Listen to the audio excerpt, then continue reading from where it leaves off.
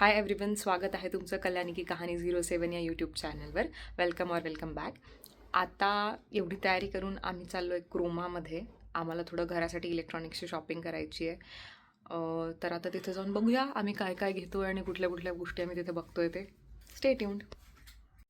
तर आम्ही आमच्या पूर्ण कुटुंबासहित गेलो होतो बीड बायपास इथल्या क्रोमा स्टोअरमध्ये. हे क्रोमा स्टोअर खूप मोठं आहे. इथे खूप छान ऑप्शन्स आहेत आणि इथले जे सेल्समॅन आहेत ते खूप हेल्पफुल आहेत.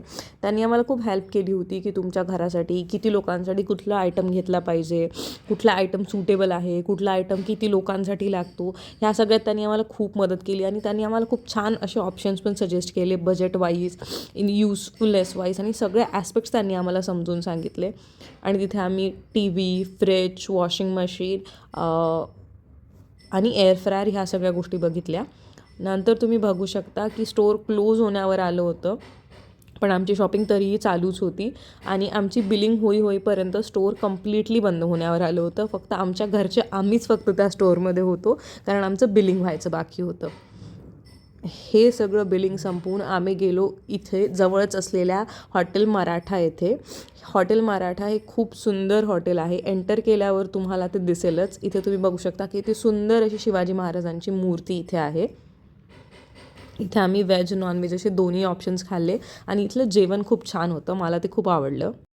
घरी आल्यानंतर नेक्स्ट डे आम्हाला पुण्यासाठी पण निघायचं होतं, तर त्याच्यामुळे मला सगळी पॅकिंग करायची होती. इथे तुम्ही बघू शकता की किती पसारा आहे. ते लग्नानंतरचे कपडे, घरी घालायचे कपडे, हे सगळे वेगळे पॅक करून ठेवायचे होते. इतक्या सगळ्या बॅगा होत्या, इतकं सगळं सामान लावायचं होतं. मला बघूनच थकायला झालं होतं, पण मी थोडं करत ते सामान कसं तरी लावलं. One eternity later. A few moments later.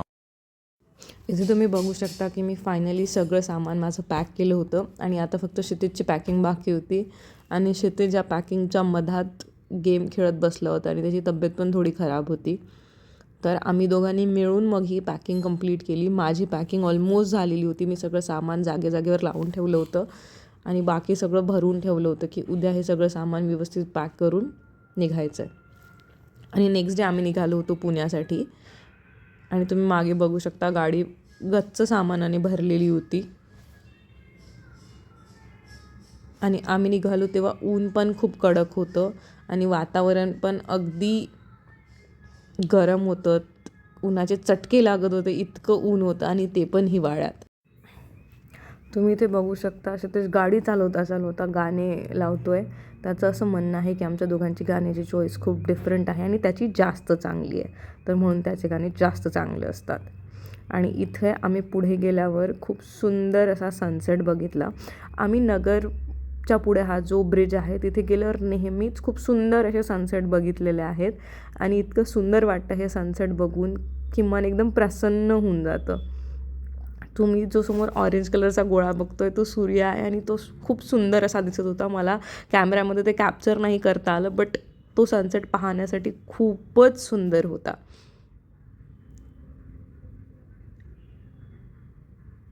आणि त्याच्यानंतर तुम्ही बघू शकता स्काय किती सुंदर ब्लू आणि पिंक दिसत होतं. मला माहीत नाही बाकी सगळे लोक इतके ऑब्सेस्ड आहेत का नाहीत, बट मला सनसेट आणि संध्याकाळी जे स्कायचा कलर होतो ना ते बघायला खूप आवडतं. मी रोज बाल्कनीत बसून ते बघते. तर आम्ही इथे चहासाठी थांबलो होतो आणि एक क्विक ब्रेक पण आम्हाला घ्यायचा होता, कारण आम्ही कंटिन्युअस संभाजीनगर ते अहिल्यानगर असा कंटिन्यू प्रवास करत होतो. सो आम्ही विचार केला की एक चहाचा ब्रेक घेऊ आणि मग पुढे कंटिन्यू करू, कारण तिथेच कंटिन्युअसली गाडी चालवत होता आणि इथे त्यांनी मला चहा आणून दिला आणि मला गाडीचा दरवाजाच ओपन करता येत नव्हता. हा माझा नेहमीचा प्रॉब्लेम आहे. आणि आम्ही शिवांश प्युअर व्हेज रेस्टॉरंट आहे तिथे हा ब्रेक घेतला होता. चहा ठीकच होता, बट आता रस्त्याने घरी जायचं म्हटल्यावर कुठेतरी ब्रेक घेणं इम्पॉर्टंट होतं, म्हणून मग आम्ही इथे चहा प्यायलो आणि पुढच्या प्रवासासाठी निघालो.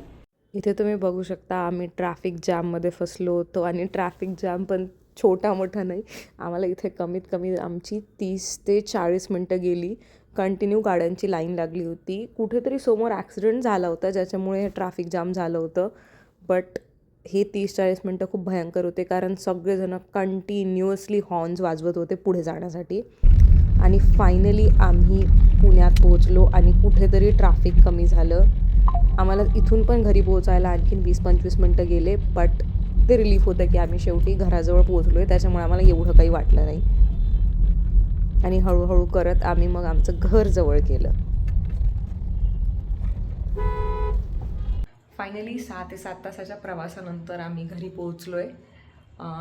आम्ही 3:30 वाजता काहीतरी निघालो होतो छत्रपती संभाजीनगरवरून. आम्हाला पोहोचायला 9:15 9:30 असा काहीतरी टाईम झाला होता. आणि बिंग महाराष्ट्रीयन आपली ड्युटी आहे की तुम्ही जगभरात कुठेही जा, घरी आल्यावर घरचा चहा पिणं इज मस्ट. तर सध्या मी तेच करते आहे. चहा ठेवला आहे आणि चहा पिऊन आता जेवण करणार आहे. रात्रीचे 10 वाजले. आम्हाला एवढा टाईम फक्त सामान वरून खाली आणण्यात झाला, कारण भरपूर सामान होतं आमच्यासोबत. तर आता बघूया बाकी सगळं सामान आणि साफसफाई कधी करू शकतो आम्ही ते. स्पेशल शाउट आउट टू माय जाऊबाई प्रियंकाताई. त्यांनी आम्हाला निघताना डब्बा पॅक करून दिला होता आणि त्याच्यामुळेच आम्ही घरी जाऊन घरचं जेवू शकलो. दिस इज द करंट हालत ऑफ दिस हाऊस. जिकडे तिकडे पसाराच पसारा.